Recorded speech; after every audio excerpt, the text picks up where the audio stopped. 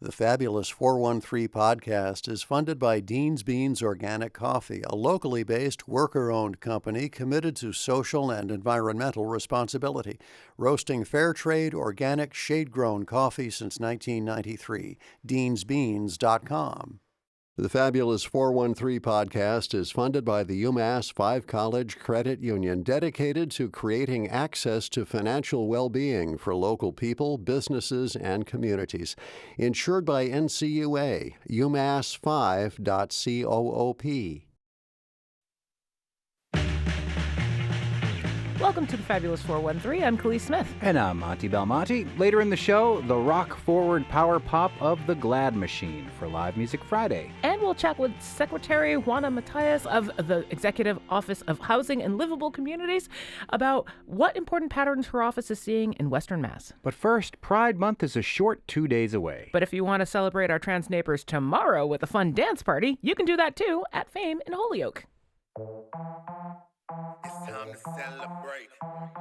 Tomorrow night, May 30th, you can join the River Valley DSA and Trans Inclusive Crime Syndicate at their pre-Pride party for trans rights and body autonomy at Fame Lounge in Holyoke, featuring DJ sets from Cinnabon, DJ What's It To Ya, best DJ name, and Inverted Agenda. The evening also hopes to find the needs of trans workers in the Valley. And with us to explore this and this whole event is Sasha Mooresmith, co-chair of the River Valley Democratic Socialists. Thank you so much for joining us. Thanks for having me. So first, I think we should explain what the Democratic Socialists of America are.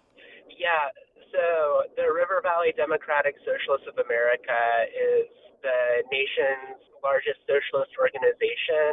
We're a member-run organization that fights for worker power. We put forward socialist pro-worker candidates in elections. We organize in our unions, and we also organize in the community through things like our local trans rights and bodily autonomy working group. Speaking of that bodily autonomy, this party, which I think that people forget how important it is to really celebrate as part of protest, but why throw this party for this particular group at this time?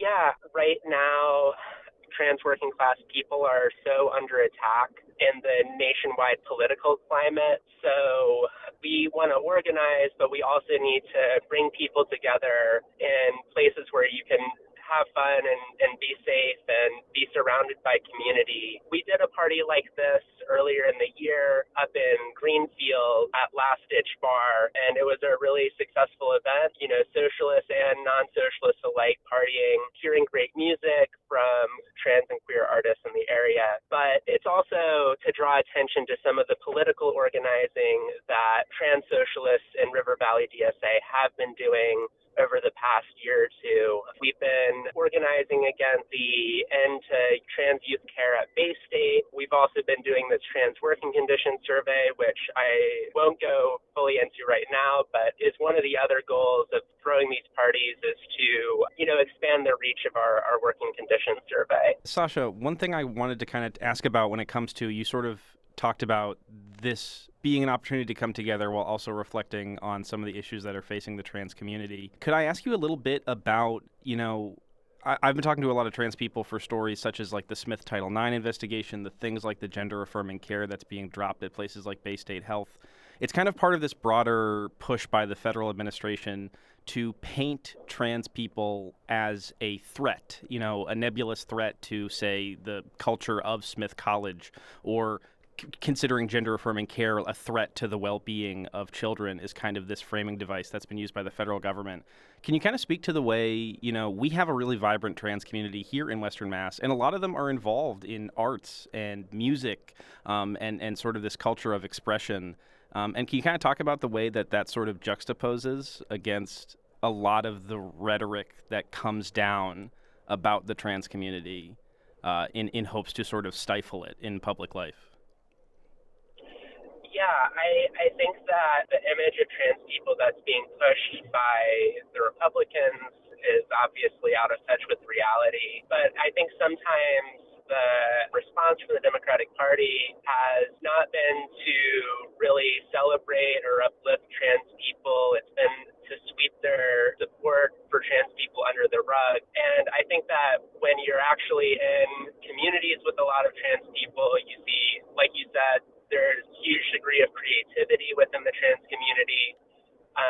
On the political and organizing side, I'm a union organizer. What I consistently see is that trans people in workplaces are also taking on leadership roles in their union. That trans people are at the cutting edge, not just fighting for themselves, but for fighting for all working class people. I think that's not unique. I think a lot of oppressed groups end up taking on these types of roles, but I think when you look at it, overall, trans people are fighting for broad sections of our society to have better lives. More should be done to celebrate that and to highlight the contribution trans organizers are making to our movement. Has the River Valley DSA done other events for Pride in the past?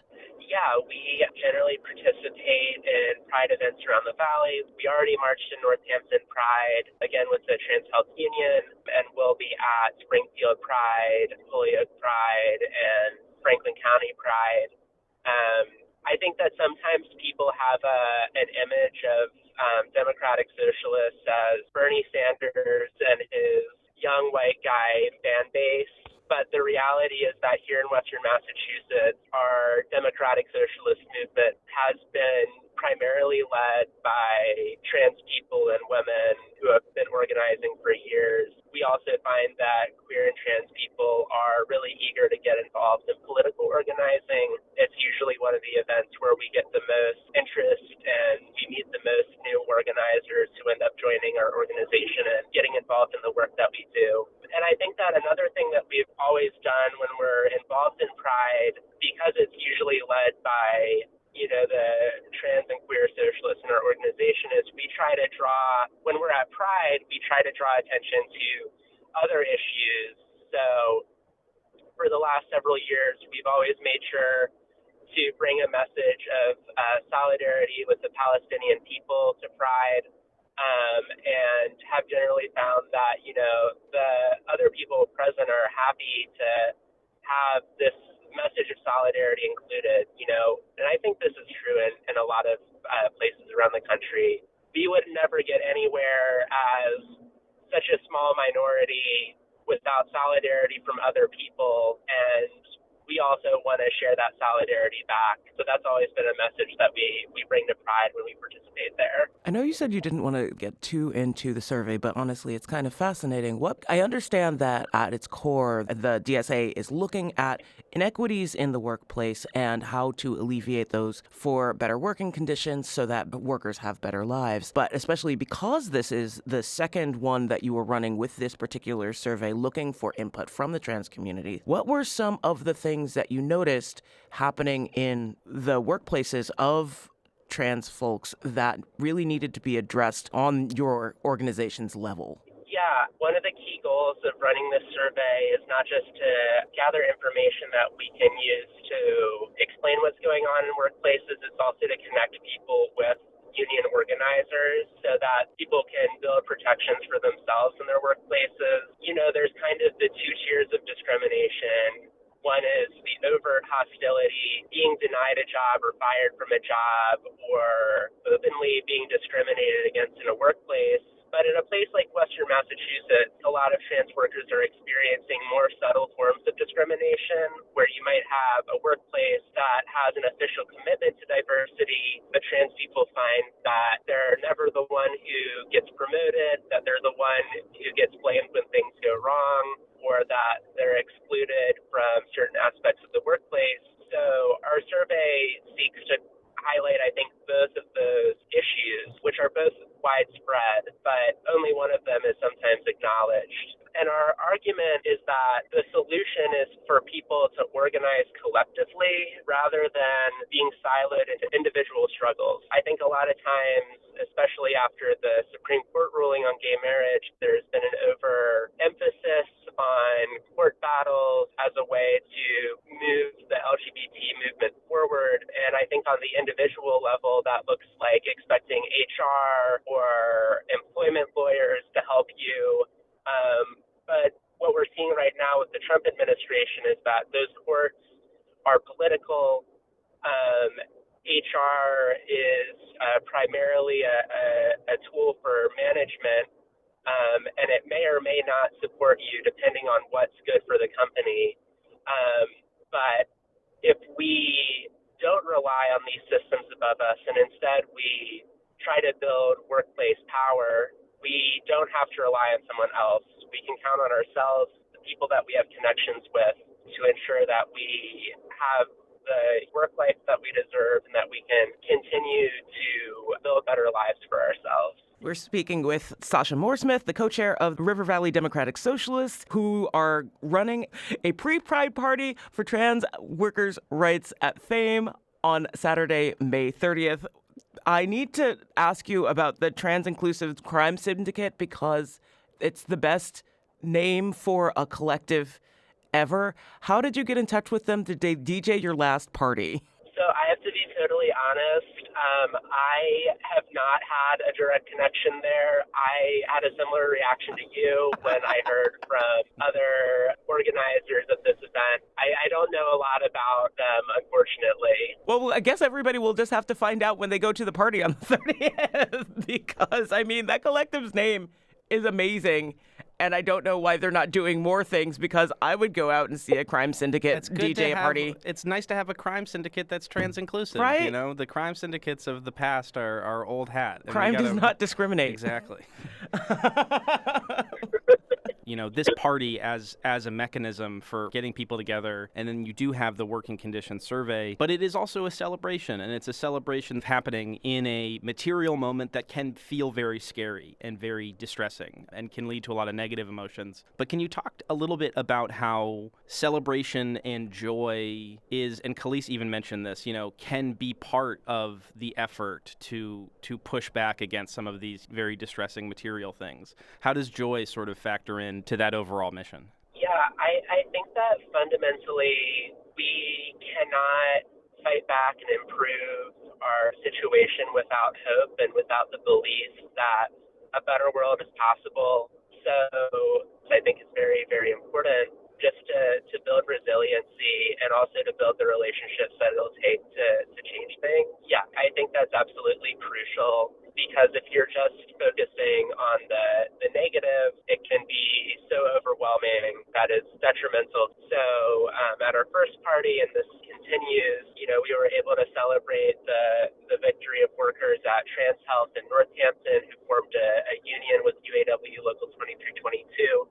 And I think that they emphasized that in unionizing, it wasn't done out of animosity to the concepts of having a trans health organization. Obviously, most of the workers there are trans, and what they want is to make services better and to make sure that they have the dignity and the protections that they deserve as workers as they provide this important service to our community. So it was really inspiring to hear from the workers at Trans Health about their organizing efforts.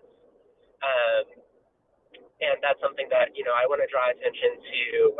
They're working on their first contract right now, and we want to continue to support them, while at the same time, we need Trans Health Northampton to be a provider that can continue to exist without legal harassment and expanded services for members of our community. Sort of what you had said earlier about how these struggles are all kind of interconnected, you know, maybe pursuant to some of the mainstream ways that they are segmented. In fact, they all interweave in sort of various ways. Your fight is my fight. Yeah, definitely.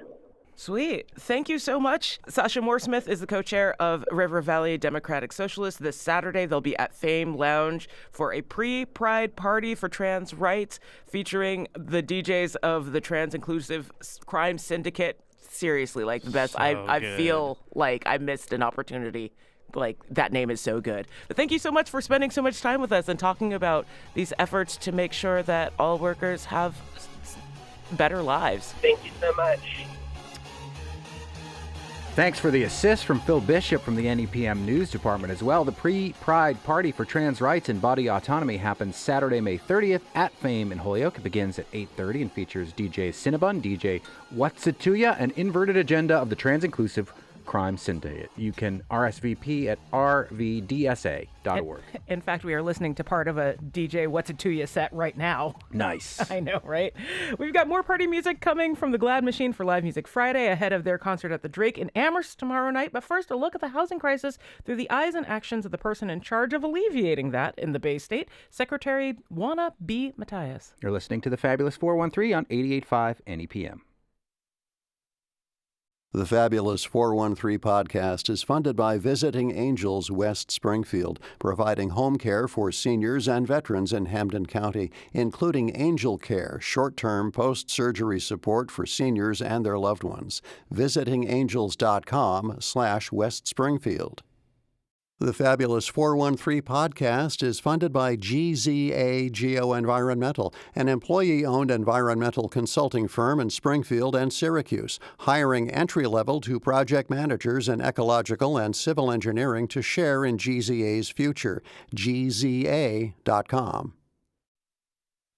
Welcome back to the Fabulous 413. The Executive Office of Housing and Livable Communities, HLC, was established in 2023 to create more homes and lower housing costs for Massachusetts residents. HLC offers programs to help prevent homelessness and offer housing programs and financial assistance for municipalities, local housing authorities, nonprofit organizations, and developers. Housing and Livable Communities is led by Secretary Juana B. Matias, who was appointed to this position by Governor Healy this past April. Like a whole month and a half ago. Yeah, so you're a pro.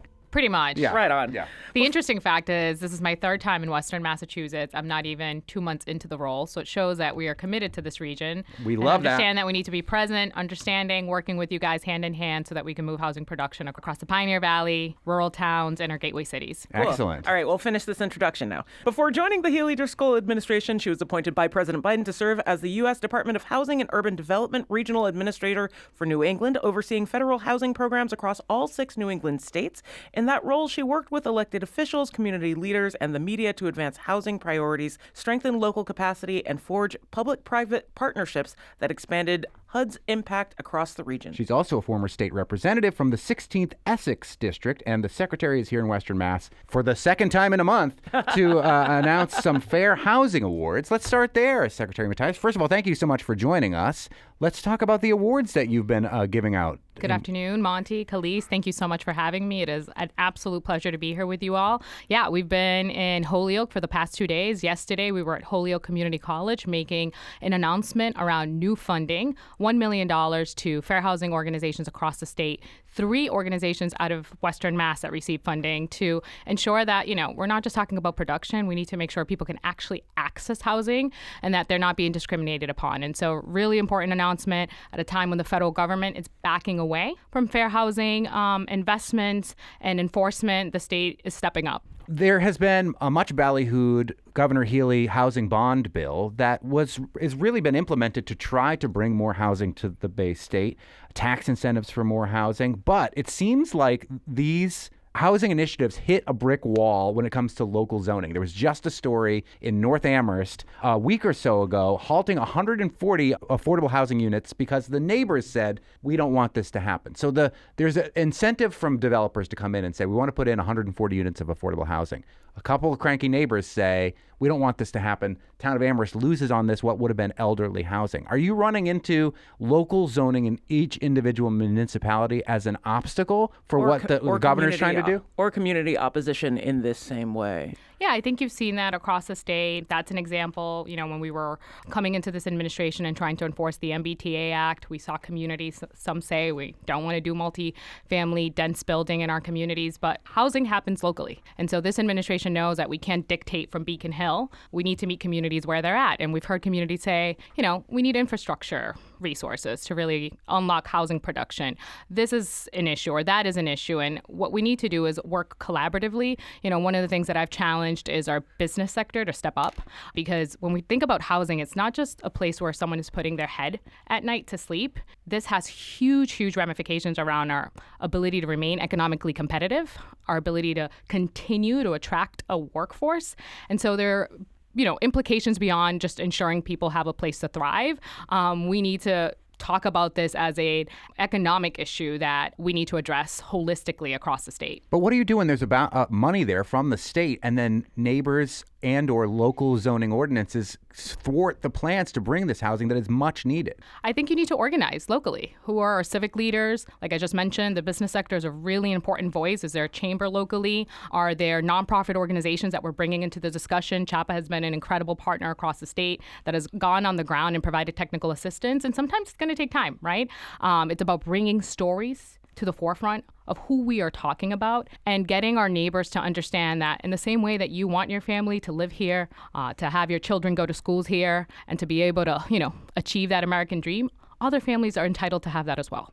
We're speaking with the Secretary of Housing and Livable Communities, who's just been appointed by the Healey Driscoll administration, Secretary Matthias. Can we talk about the rent control ballot initiative a little bit? Because I feel like this has hit some nuance that feels tricky. And I'm not entirely sure why, but how does a rent control initiative factor into some of these already existing initiatives that the Healey Driscoll administration is trying to implement statewide? Yeah, no, I think that's a very important question, and it's actually having a huge impact on what we're trying to do. Right now, we are trying to streamline permitting. We're trying to get investments to our local partners so that we can move production at a time where there are many headwinds nationally, right? Cost of construction and materials is up. Interest rates are really high. Oil tariffs, that has a huge impact on our ability to pencil out some of these deals. And when you add rent control to the equation, what we've heard across the state, not just in Boston, is equity partners are penciled down.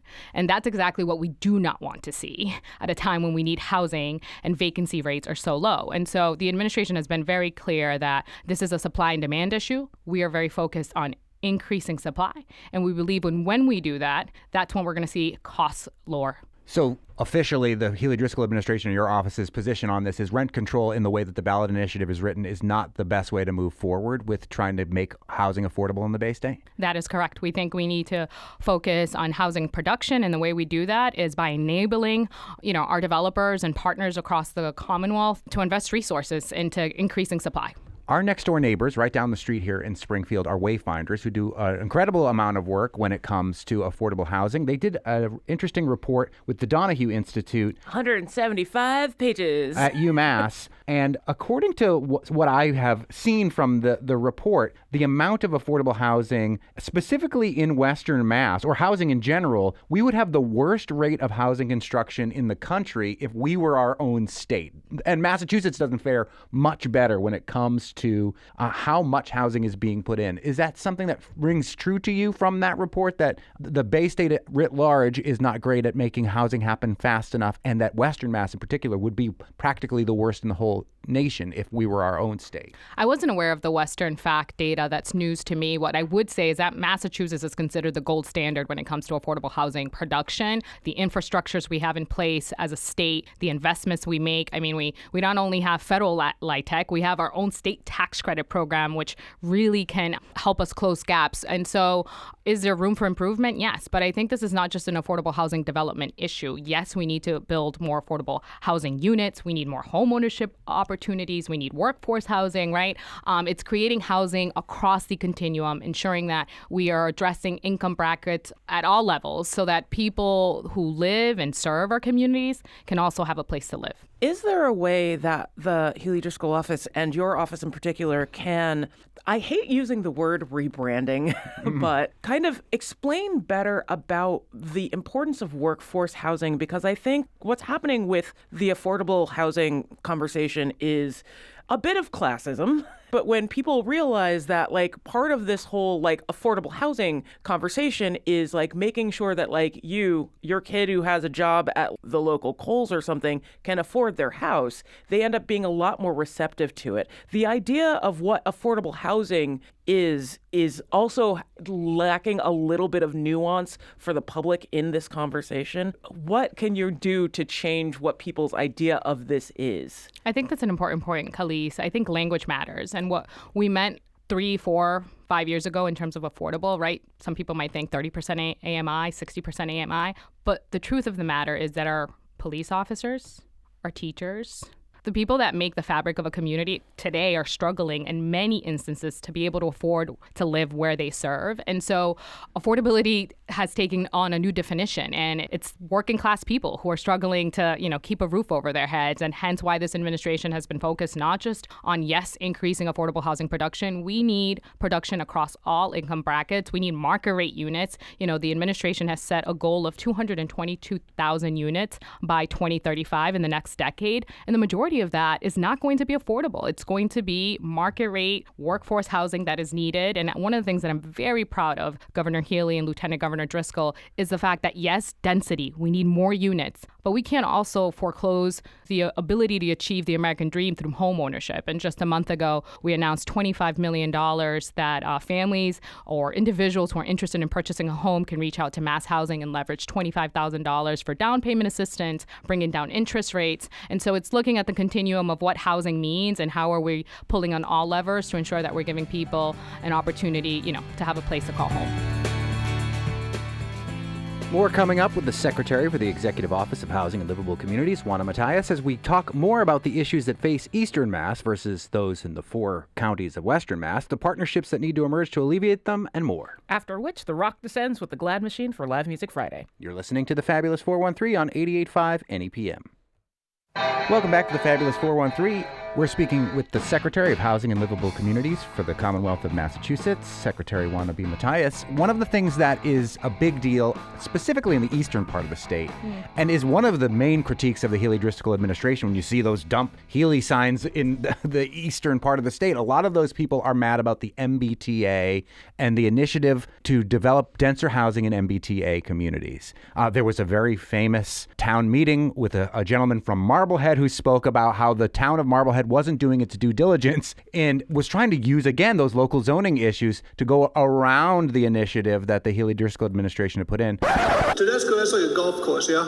Are you asking me if Tedesco's Yes. a golf course? Yeah, I'm asking you, yeah. Last time I drove by. Okay, you don't have to get cute. So they're not going to build any houses there because it's a golf course. So, this is a way to comply with 3A without doing any of the 3A stuff? Yes, it is. We tried the other way and it was rejected. So, but when we're preserving, the character of Marblehead, it's we're selfish. We're doing a bad thing. We're not doing any housing. Is that a question? Yeah, kind of. Are we kind of being pricks? We're trying to make sure we build no houses? I don't get it. People live in houses.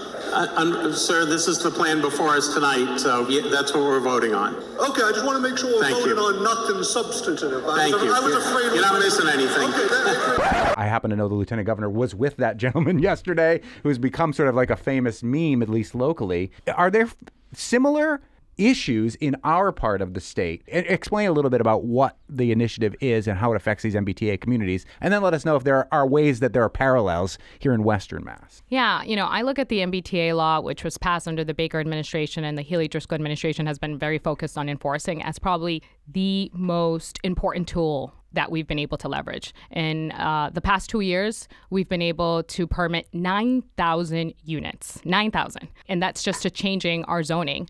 That's the kind of thing we want to see. And we've seen communities like Milton, who initially were kind of standoffish and saying, we don't want to see this happen in our community, and are now working hand in hand with the state to figure out how do we get into compliance. And so we are proud of the MBTA law and what it's produced. I think nationally, we've seen journalistic partners call it one of the most effective tools that they've seen this administration execute on.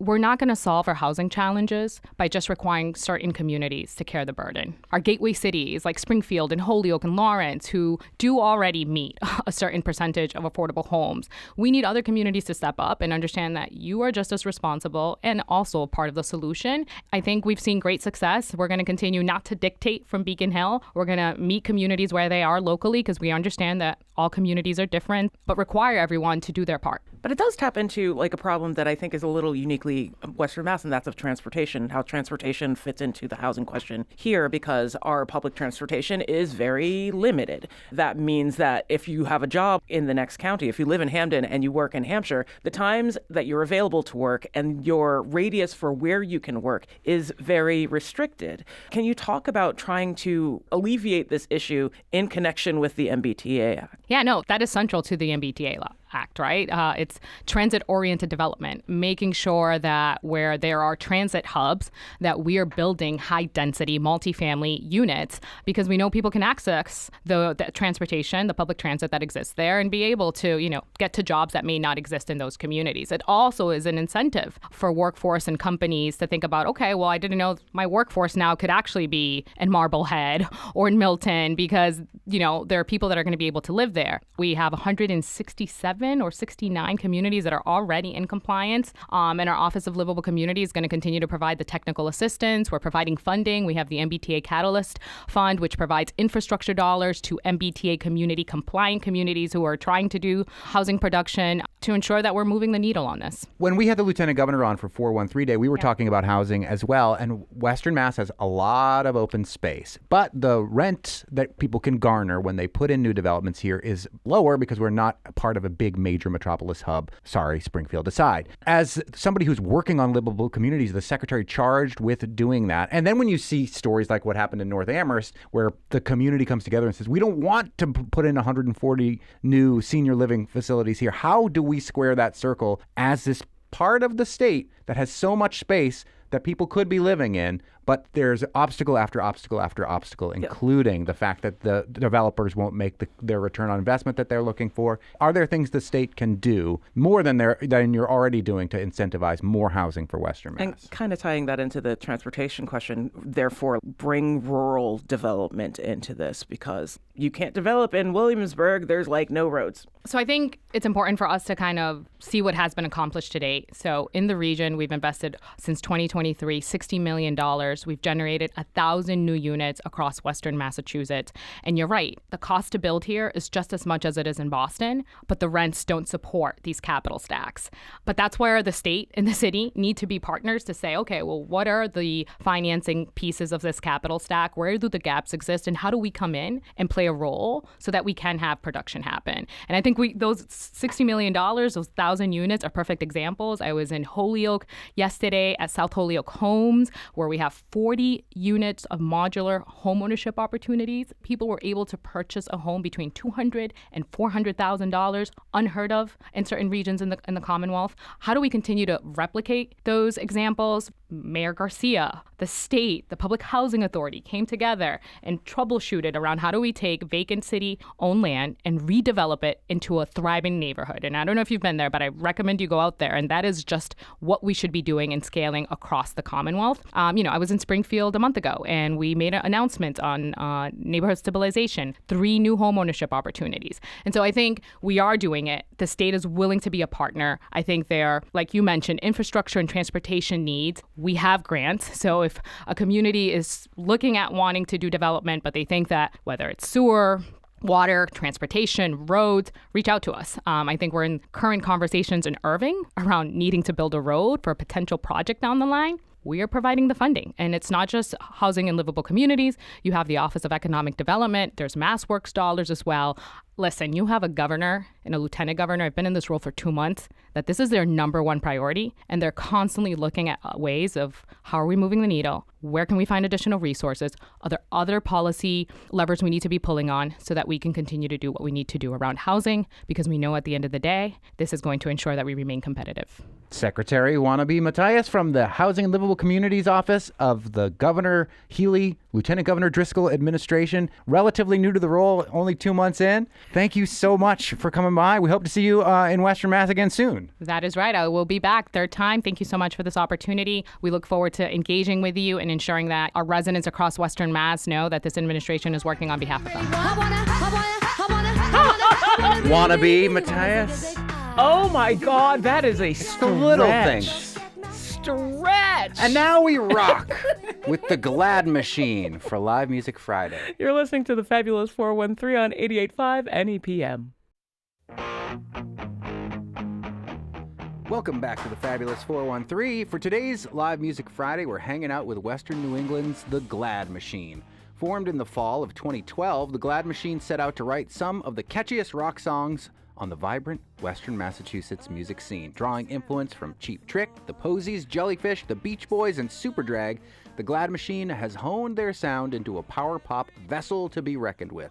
This Saturday, May 30th, they'll join the Fonz and Eddie Japan at the Drake in Amherst, so Khalees went and crashed their rehearsal. Woo!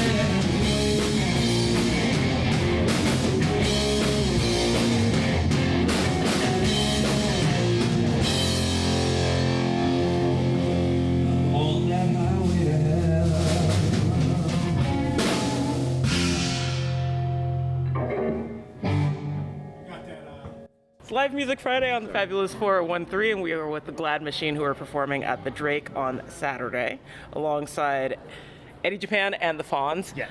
That's a really good lineup. You're saying the Fonz, like, sit on it. Definite friends of the show, the Fonz. They've played on our show before. They were part of the first 413 day. Let's go around the table and introduce ourselves before I start asking questions. Neil Robinson, playing bass. Tommy Pluta, guitar, backing vocals. Mike Franklin, drums and backing vocals. Greg Solomon, guitar. Brad Thayer, vocals. Thanks for joining us. I have only heady questions. I apologize. Monty's here for the fart jokes, and I'm here to ask you about process. I think we got the wrong person. You got the wrong person. Don't swear, Brad. But yeah, what's changed in the 4 years since you were technically our first musical guest? I think we're all songwriters, like Neil and Greg, Mike, Tom, myself, we're all. But I think we write a little more individually now because COVID made us all sort of hunker down and write a bit differently. So because we don't play as often just to play, like now it seems like every time we're rehearsing, it's to get ready for a gig. So we don't really have time to say, oh, here's a riff, let's mess around with this. Sorry. So I think we're all writing individually, and then we try to sort of give everyone the space to do what they want to within that, and that works most of the time. So I think writing-wise, I'd have to say that's the way it's changed the most. We used to rehearse was it once a week, right, for a while? Really every week when we first. Yeah, and Mike lives an started hour and a half away. Like that's just a lot of gas in this Trump. See, it's going to get political. Greg said, "Don't take it there, Brad, because I'm always getting political." Getting saucy. All art is political. I don't think it's changed. The process has changed a little bit, but I love it when everybody has a chance to color in or frost the cake, as I always say. Like we'd like to give carte blanche to frost the. What are you laughing at over there? I would add one thing is that I think Brad is being very kind, but Tommy, Mike, and Brad have kind of the primary song voices. They all have very distinct styles that play off each other, and that gives the creative process a tension that I think is almost necessary or not necessary is the wrong way to say it. The thing about bands that's different than, say, solo artists and singer-songwriters, that you all have to play off each other. You have to find a negotiation, you have to find an accommodation with each other. And that's what makes, I think, music great. I'm much more interested in hearing bands that have individual strong voices in it than bands that are just directed by one person. And I think this band has that quality. Yeah, I like that, Neil. That's cool. I feel like we've matured as songwriters as well. If you listen to the catalog, we've grown, and I think it shows. And the production is much more ambitious. And the first album was kind of like a live album, live in the studio. It actually was for the most part, and then we started getting out into really kitchen sink production. So I feel like the sound of your band has made a resurgence, much in the way that garagey, more riff-driven sounds have a tendency to come back every 20 years somehow. You've been waiting. We all had dark hair back then. Does that change the direction or make you feel a little bit more comfortable in the rock scene in general to know that this is a sound that's kind of hit a height in the zeitgeist again? I think the thing that's interesting to me is when we play live, it seems like the audience is sort of like, who are you guys? Like, where did this come from? We haven't heard this in a while, to your point. And I think we just do what we do, and we just always kind of, true to that. And we just play hard, and we try to really take the time and have attention to detail as far as vocals and making sure our harmonies are there, and try to do the best we can to represent the record, the album version live, and bring some energy to it. But it's definitely a sound that I think is, I don't want to say it's unique, but to your point, I think there's not a lot of bands around that are doing it here that we know of. So, and that makes sense. I mean, it does, and I'd also add that the songs come from a place of love. We all have songs and music that are close to us, are important to us, and that's reflected in the writing. I'm glad that the zeitgeist has kind of maybe come back around to it, but we definitely weren't shooting for that. I think it was definitely coming from a place, an internal place of the bands. I mean, everybody writes what they love. They write what interested them when they were young and what got them excited. And that's the great thing about music, especially you can recreate those feelings and those emotions that moved you initially, and bring your own spin to it and create things that hopefully move other people. I feel weirdly called out by this comment.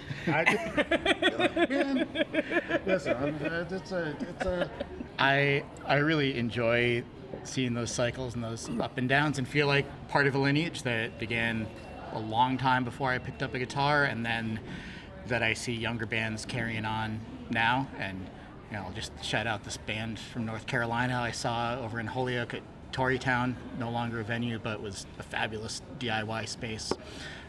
This band Nervous Surface, and they were, young, early 20s, and it gave me that feeling again of the first local shows I went to, and they had a sound that you could have dropped right into 20 or 30 years ago, but they still made it sound fresh, and it was exciting to see people that age doing music that resonated with me, that I love, that I identify with. It just makes it feel like you're part of something durable and long-lasting, and that's a great feeling. How important are shows like the one you're going to do on Saturday, considering that you don't get together as often to play and build stuff?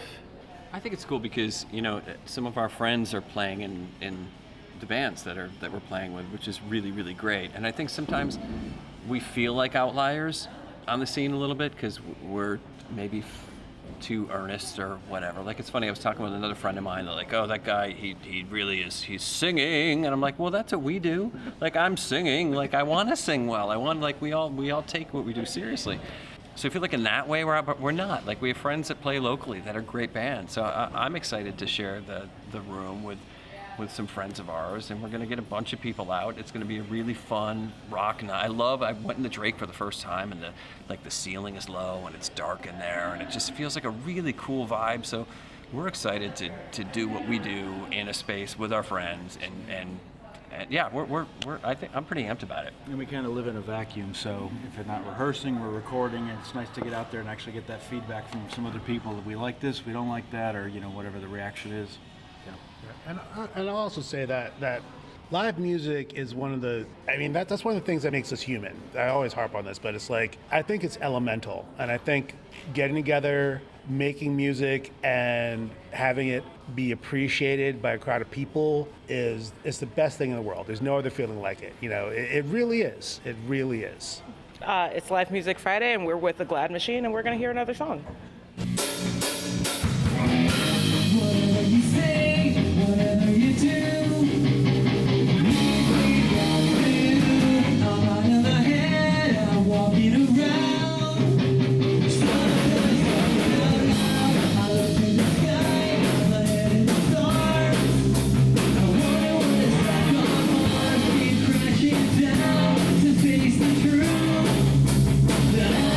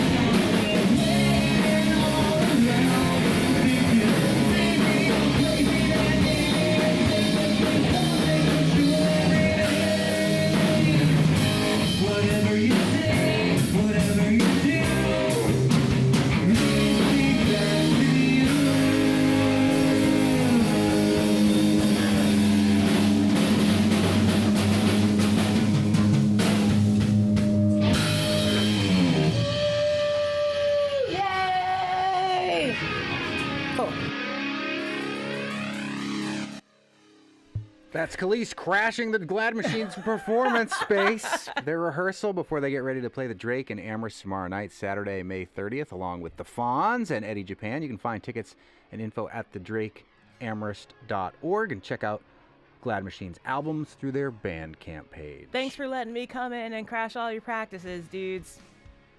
If you're looking for some other fun things to do this weekend, shameless plug-a-thon. I'm president of the board of the nonprofit Theater of the Shea, but there are 2 free events happening. One tomorrow, a double feature, a DC double feature, original Superman the movie, original 1989 Tim Burton Batman back-to-back Superman and Batman on Saturday night at the Shea for our Cinema Storm series, curated by Turner's Falls own filmmaker Bob Kraskowski. And then, if you love astronauts, astronaut Katie Coleman will be at the Shea on Sunday for another live and free event, Earth Music Theater Live. Music and images from outer space and the International Space Station. Both of those happening at the Shea this weekend. Next week on the Fabulous 413, we check out Tom Perrotta's latest novel, Ghost Town, and a new movie from a Hampshire alum in Our Friend Balthazar. We'll chuckle with the folks from the Tumble Science Podcast for Kids for their Joke-a-thon, and we'll talk with Professor Usman Power Green about the power of history. I'm Monty Belmonte. I'm Khalil Smith. We'll talk to you next week on the Fabulous 413. Go out to